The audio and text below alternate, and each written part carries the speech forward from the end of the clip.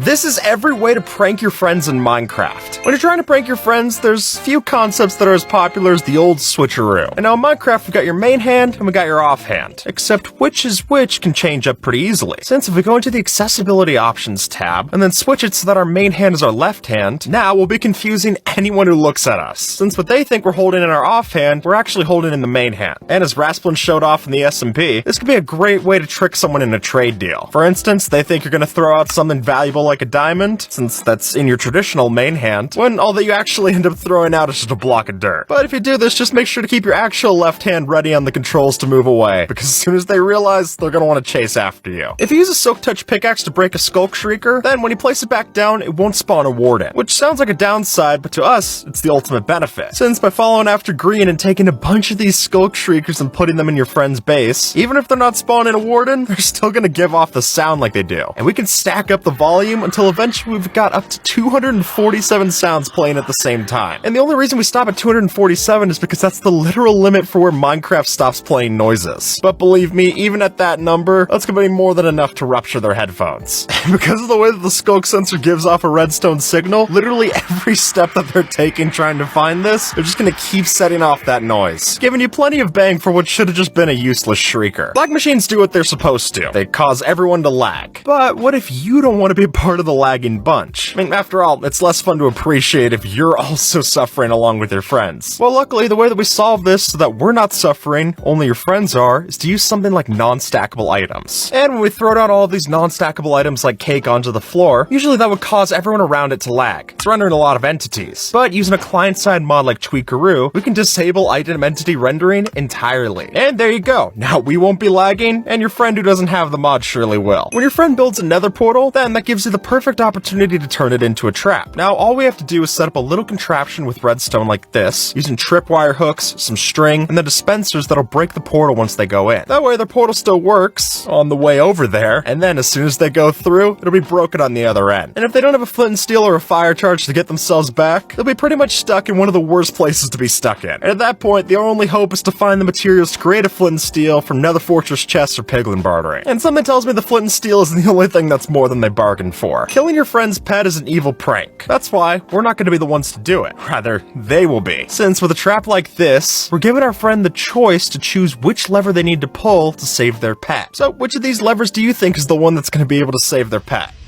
Yeah, I thought that one too, but not so much. Since if you really want to be cruel, you could set this up also as a fake system, where regardless of which lever they pull, their pet's gonna meet the same fate, to put it lightly. And to be extra cruel, you could also have one of the levers just drop TNT on top of them, so at least they won't be losing their pet, they'll both be going to the same spot. It's just a little further away from here than they thought. This trap might seem dumb, but that's what's so beautiful about it. Since all you have to do to set this up is go next to your friend's portal, and then dig a 4x1 hole as deep as you'd like, so that when your friend thinks they're running up to their portal, they're actually just gonna fall into this pit and die on the dripstone. And folks, the dripstone is the key part here, because just by falling onto one of these tiny little spikes, that'll double the damage that you would have taken by just falling onto a regular block. And come on, it worked well enough for Clown Pierce to fall for it. And in my book, that's plenty proof that it's gonna work on any of your other friends as well. If it works for the best, it'll work for the rest. This is a diamond, and this is a diamond. Emphasis on the italics. Since by going through your friend's valuables and renaming them to even just the same name, they'll no longer be able to stack up the same way. And so if they have a full inventory, this can get annoying pretty quick. Especially since the only way to undo this prank is to take their new diamonds, craft them into diamond blocks, and then uncraft those back into diamonds. Giving you a prank where even if you know how it works and how to solve it, it's still gonna take some of their time to clean it up. When your friend logs onto this server,